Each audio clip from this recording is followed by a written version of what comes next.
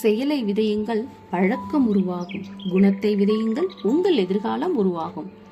உங்கள் அனைவருக்கும் ஸ்நேதி சுபா சேனல் சார்பாக ஆத்மார்த்த வணக்கங்கள்.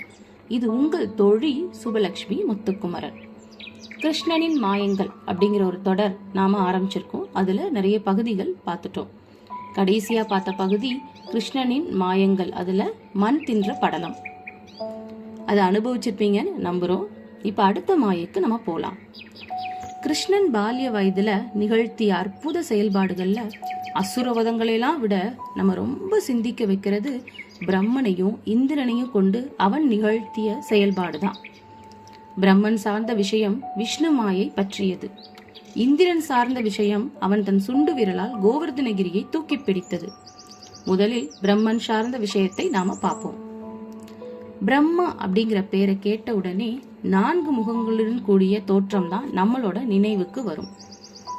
உண்மையில பிரம்மாவுக்கு 5 முகங்கள்.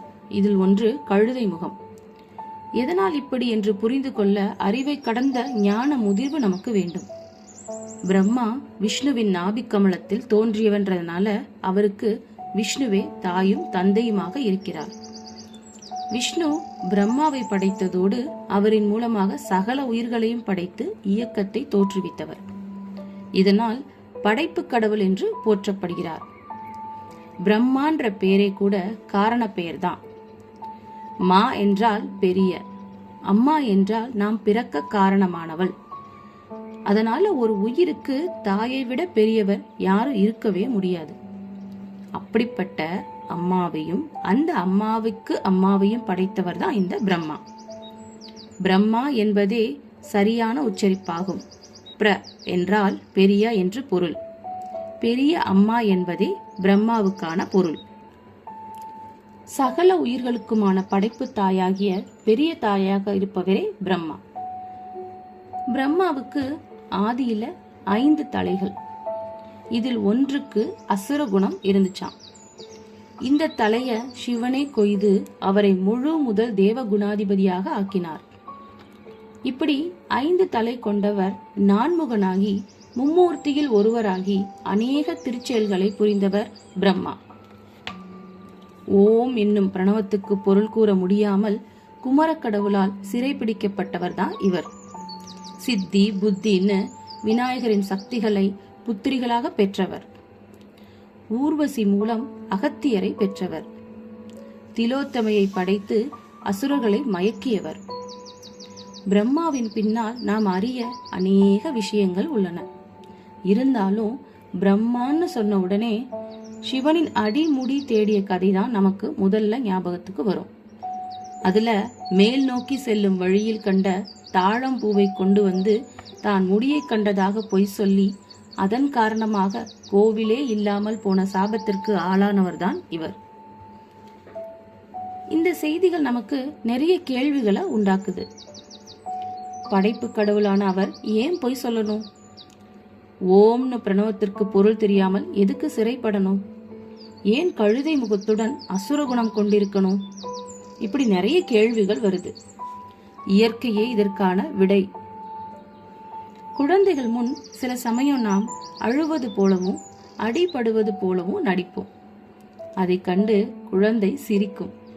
அதன் உற்சாகம் நம்மையும் பற்றி கொள்ளும், தொடர்ந்து நடிக்க வைக்கும்.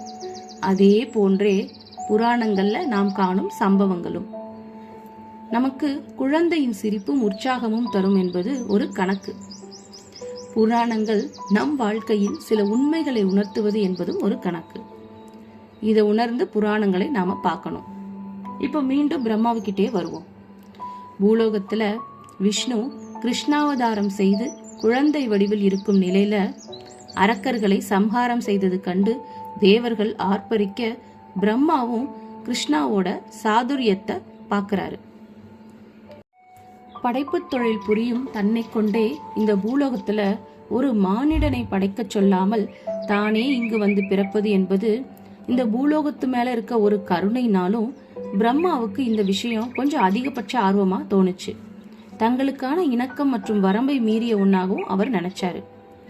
என்னையும் மீறி எனக்கு தெரியாமல் பூலோகத்தில் ஜென்மம் எடுத்து மாயா வினோதங்களை செய்கிறீர்களே, ஒரு வார்த்தை என்னிடம் சொன்னால் என்ன?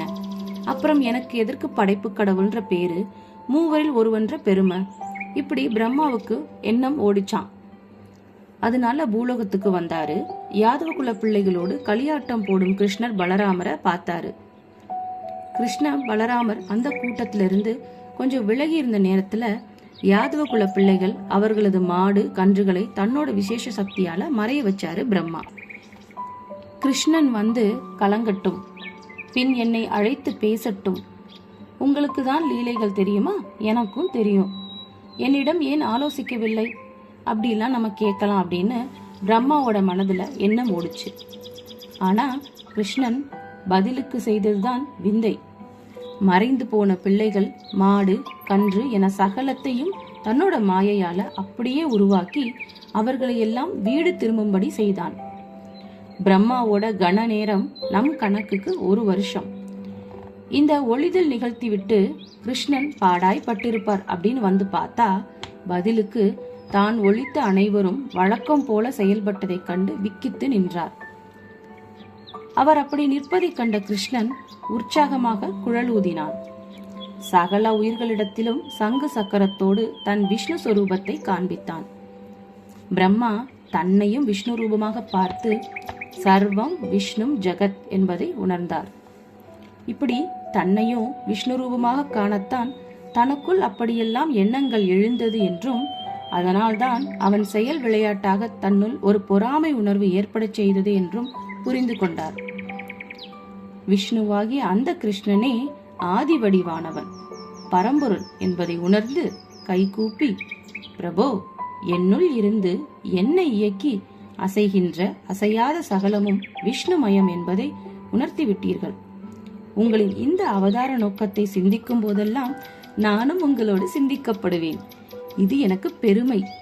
இதுவும் கூட உமக்குரியதே என்றார். கிருஷ்ணனின் முகத்தில் புன்னகை. இதன் பொருள் என்ன தெரியுமா? இது தொடக்கம் மட்டுமே பிரம்மா, இனிதான் நிறைய உள்ளன அப்படின்ற அர்த்தம்தான். அதே மாதிரி கிருஷ்ண மாயத்திலையும் நமக்கு இது தொடக்கம் மட்டும்தான். இன்னும் நிறைய மாயைகள் வர இருக்கு. நாம அதை பார்க்க போறோம். இந்த பதிவு, பிரம்மனோட தொடர்புடைய இந்த பதிவு உங்களுக்கு பிடிச்சிருந்தா லைக் பண்ணுங்க, ஷேர் பண்ணுங்க, மறக்காம ஸ்நேகிதி சுபா சேனலை சப்ஸ்கிரைப் பண்ணுங்க. உங்களோட கமெண்ட்களையும் எங்களுக்கு பதிவூட்டம் பண்ணுங்க, எங்களுக்கு உபயோகமாக இருக்கும். இத்துடன் உங்களிடமிருந்து விடைபெறுவது உங்கள் தோழி சுபலட்சுமி முத்துக்குமரன். மீண்டும் அடுத்த தொடர்ல உங்களை சந்திக்கிறேன். ஹரே கிருஷ்ணா, ஆத்ம நமஸ்தே, வாழ்க வளமுடன், வெற்றியுமதே.